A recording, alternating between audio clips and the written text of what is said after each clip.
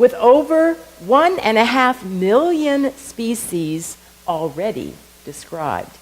Projections for the total number of species on Earth range from 2 million to 50 million. Take a look at the human body.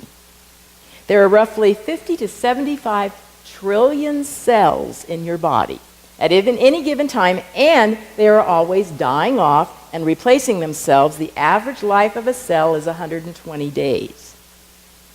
There are about 10 billion galaxies in the observable universe.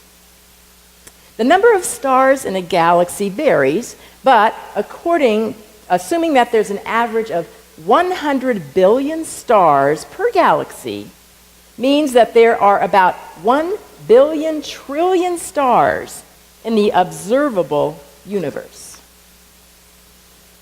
If you assume a grain of sand has an average size, and you calculate how many grains are in a teaspoon, and then you multiply that by the beaches and the deserts in the world, the Earth has roughly, and we are saying roughly, 7 quintillion, 500 quadrillion grains of sand. Now, I'm going to give you a little, basis here, because these words like, what the heck? Okay, so we know a billion, well, we know a million is 6 zeros, right? A billion is 9 zeros. A trillion is 12 zeros. A quadrillion is 15 zeros, and a quintillion is 18 zeros. Is there any argument that we live in an abundant universe? It's crazy. And it's kind of mind-boggling in a way. I mean, literally, I brought these numbers up just to kind of jar you just a little bit and go, what? I can't even fathom that. I can't even figure that out. So I want you to remember what we're talking about today is infinite expandability. Now, here's one more interesting little fact, and that is one more concept to remember, and that's our minds. Okay, it's said that we have about 70,000 thoughts in a day. Of those 70,000, on the average, not the people here, but on the average, 80% are negative, and 95% of them are identical to what you did the day before. They're repetitive. What does that say about us? Boring. That we're boring. We humans, get into this rut. We get into this groove, and we want to be comfortable. Well, I'm comfortable with that thought because I had it yesterday, and I had it the day before, and all those kind of things. And that is not what we are about. What we are about, as I said in the Thought for the Week, and what Paul Ferrini wrote, is that it is the nature of energy, which we are. We're spiritual beings. We are energy. It's the nature of energy to expand. It is the nature of form to contract. Ouch. This is one of the inevitable paradoxes you must live with. The energy of creation wants to open you up, and the structure of your mind and body resists that expansion. The important thing to realize is that all structure belongs to the past, while energy only exists in the moment. Okay, now take a deep breath. Take a deep breath. Know that we are spiritual beings having an earthly experience, and we have that combination of both that creative energy that is expansive, and we have that psyche that many of people call it, that when we think the thought time and time and time again, ruminate. Yeah, we have that tendency to do that. And there's this overall consciousness of mind that has been thought for years and years and years and years. I'm talking here because I can't think of the term for it. Race consciousness, thank you very much. There's race consciousness that we are also a part of. And so for us in our teaching here, we are called New Thought. There's a reason for that. Because we want to expand our awareness of the infinite possibilities that we have on this earth plane, living here as a human. You know, I say it every week, I'll say it again. There is one power, one source, one substance. We are in and of it. Everything expresses as it. We call it energy, we call it God, we call it love. It is what is. And I believe that this power, this substance, knows what it is doing. I mean, how many stars could be out there like that and just be happenstance? I don't think so. The first order of the universe, the first law of the universe is order. That's what it is. Everything is in divine order. That is the first law that we are living in and of, no matter how it looks. I want to share with you a little story. I was here yesterday, meeting with someone. We're going to be looking to having someone provide some reflexology services in our space. We'd just started talking when they knock on the door. Oh, okay. And so I opened the door, and this guy's standing there. He's all kind of flustered. And he goes, excuse me, but do you know who owns that little Elantra out there, that silver Elantra? And I said, well, yeah, it's mine. He goes, I'm sorry, I've never been in an accident. I don't remember how long it's been since I've been in an accident. I said, what happened? I didn't know you were parked behind me. When I pulled up, this guy in this big commercial truck with his tailgate down with a generator on top of it was talking to some people. So he was in my spot that I normally park in, so I had to go park in another spot behind him. Didn't think anything of it. Well, he was engrossed talking to some people and didn't know I had pulled up, didn't know I was there. And of course, the first thing I said to him, well, it would have been helpful if you looked in your rearview mirror before you backed up. So it was interesting because the gal that I just started meeting with, she goes, well, you know what, I'll go to the side. It looks like you need to take care of something here for a while. And so we did. He was very gracious about it. We got everything handled and all that business done. So then when she came back, I said, this is kind of an example of our teaching because Emma Curtis Hopkins is one of our founding teachers. And Emma would say, this too is God, this too is good, and I demand to see the good in it now. So this is the type of situation that we're talking about. This is the type of situation where you have the opportunity to utilize that mindset. And what I said to him, I said, it might be a really good experience, a good lesson for you to look in your rearview mirror, because I said, tell you what, there's a lot of kids that play up here on this parking lot. It could have been a child. So be aware that you need to look at what's going on in your life. So, I'm not all that upset by it. It's a car. It'll get fixed. It'll get handled. But every opportunity we have, every experience in life, I believe, has with it a deeper availability of knowledge, of experience, of ahas that come with it. To recognize that life is a lot deeper than just a surface thing. I love my paragrams by Paramahansa Yogananda. I read them every day, and the one that I want to share with you today is called Daily Progress. With all the reverence of your soul, invoke God's presence, for He is the essence of everything. Now, I'll say right now, when I'm reading these, he always says He, with a capital H. And then you can just, change it out, God, or she, or it.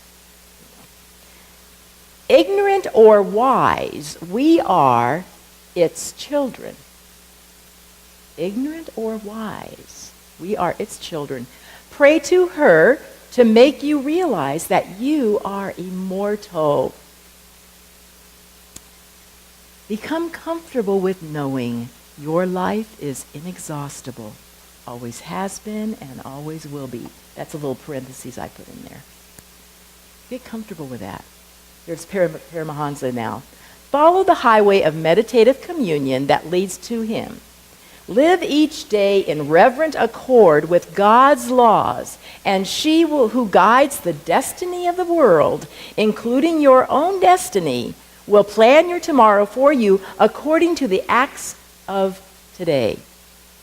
Make each day a step toward the ladder of your realization of his wisdom and joy. Now, I'll tell you what, this teaching from Paramahansa Yogananda is exactly what our Science of Mind teachings tell us. And what I wanted to reiterate is that what he's talking about here, there are spiritual laws. There are laws that we acknowledge that are in existence, that either wise or ignorant, we are in them. And so when it talks about the fact that plan your day, allow your day to be open to what is this creative energy, how is it planning and mapping out my day? Now, we're not talking about some, preconceived, okay, this is the way it is, period, you don't have anything to do with it, because it's according to your acts of today. It's according to us. We are the ones who are naming and claiming what's happening in our lives. That's the law that we're living in. And we have full control. We have full availability of what comes to us and through us by the chart that we course. The course that we chart? Yeah. The seeds that we plant. It is done according to us. We want to become aware of these laws that we're in and not ignorant of them. So today, our topic is abundance and grace. I think we talked about abundance quite a bit. And I wanted to just kind of get you going with all those zeros, Quintillion. I don't know that I've ever heard of the word quintillion before. But it makes us realize literally that this life is inexhaustible, is totally infinite. Romans 12:2 said, "Be ye transformed by the renewal of your mind." We are here to let go, to release, to know that the experience that we had was at that moment. Take with it what you can from a learning standpoint and move forward from there. As I put in the thought for the week, abundance is not an accumulation of wealth or stuff. Abundance means that you have what you need, use it wisely, and give what you don't need to others. This creates a life of poise, balance, and integrity. It was funny yesterday because I had this 10 o'clock appointment with this lady, and I opened up a drawer I told you I cleaned out my closets, Well, I opened up a drawer to get something out, and I just got involved in, I never wear this thing. And so I'm cleaning out my drawers, and then I'm looking at my time going, yikes, I got to move it here. So I'm still now, my next movement is getting the rest of those drawers open and cleaned out. And that's what it takes with life. We're not just talking about stuff here. We're talking about the renewal of our minds, to have a new thought, to do something different. Oh, hey, the VFW has their line dancing tonight. I think I'm going to try it out. It's so fun? Okay. So that's this incredible life that we have. This one power, this one source provides everything. And it behooves us to check in with it. Paramahansa, of course, is all about, meditation, totally. And that means going into the stillness, going into the quiet, and feeling and asking and letting this beautiful infinite self that resides within us to lead us, to guide us. Why not? Why wouldn't we take advantage of all of this order, all of this knowledge, all of this love that is right here within us? Doesn't it behoove us to check in with it? To let it lead our lives, to trust it. You know, it's funny, I think I've told you maybe, of course I have a day job, many of you know. I write commercial insurance. And so our agency is going through this change of our agency management software program. And this one is the most sophisticated one. We've had, this will be our third one now that we've upgraded to, and this is the most sophisticated one. And of course we've been having our training sessions and pretend, you know, that you're doing this or you're, you know, writing a policy, you're filling out an application and all this stuff online. And it's much more sophisticated than I've ever done. And at the last training, as we were getting finished up the last training, I just kind of went, I was freaking out because I was like, oh my gosh, this is like crazy. And then later in the day, I'm doing an email and I'm clicking and I'm attaching and I'm doing this and this and this, and I thought, and I had this like aha. Had this aha that went, hey,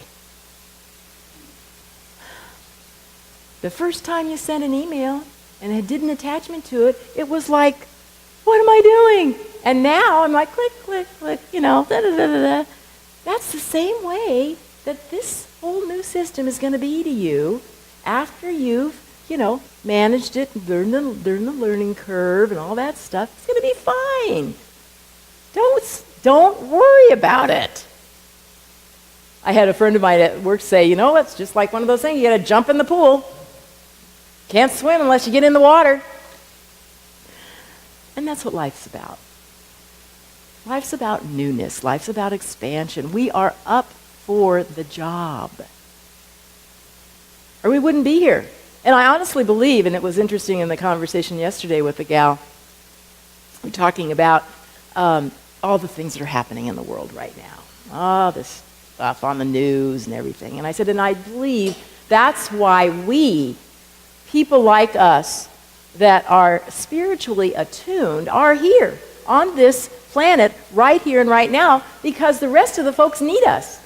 They need our consciousness to help raise the group consciousness. We are here to do our job, to know the truth, to live the truth, to be abundance.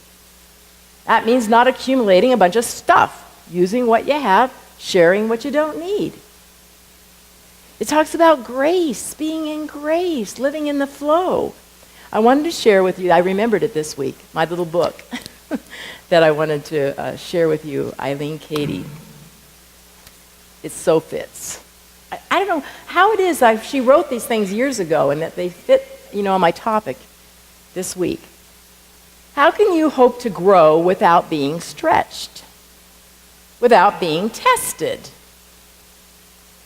Where do your faith and security lie?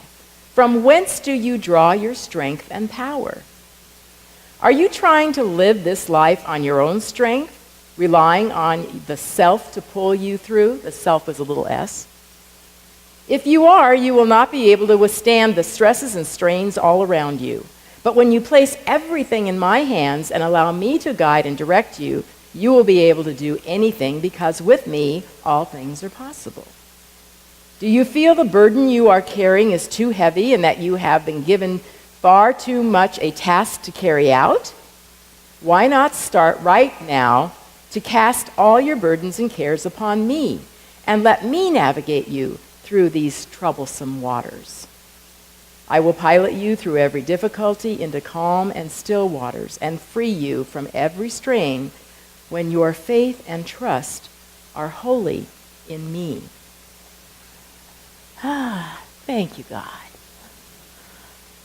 I don't have to do it myself. There is a power that is within and all around me that is so eager to want to help me, to want to guide me, to give me this beautiful life that it knows I am living in truth, in reality. I want to do it too. I want to play in that reality. So I'm going to ask you, if you would, to take out your program, and let's read that last part of the Thought for the Week in the bold area together. You might want to take this program home and use this week, both the Thought for the Week and then the vision that we talked about earlier. So let's say this last part here in the bold together. I am open and available to allow this energy of love that I am to flow through me easily and with grace. I let go of the past and always trust I am in my right and perfect place at all times. In this knowing, I find peace, and so it is.